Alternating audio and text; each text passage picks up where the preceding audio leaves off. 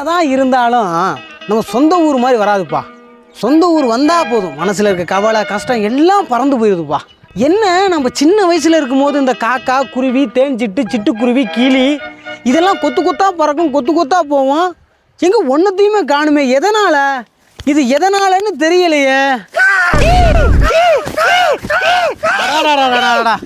ரொம்ப நேரம் கழிச்சு ஒரு காக்காவையும் ஒரு கிளியையும் பார்த்துருக்கேன், ரொம்ப சந்தோஷம். ஆமாம், அப்போல்லாம் ஜோடி ஜோடியாக சுற்றுவீங்க, இப்போ என்ன சிங்கிள்ஸாக சுற்றிக்கிட்டு இருக்கீங்க? எல்லாம் செத்து போயிட்டாங்க. செத்து போயிட்டாங்களா?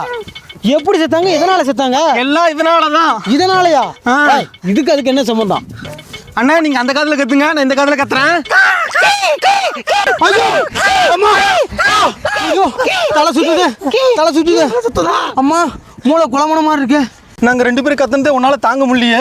கோடிக்கணக்கான மக்கள் நீங்களே செல்லுலாம் யூஸ் பண்ணுறதால ரேடியேஷன் எங்கள் மூளையை தாக்கி எங்களால் குறிப்பிட்ட அளவு பறக்கவே முடியல. அப்படியே கீழே விழுந்து நாங்கள் செத்து போயிடும் தெரியுமா?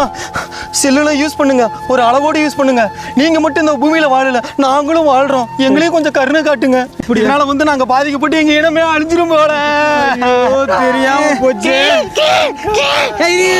ஃபோன் வருது ஒரு நிமிஷம்.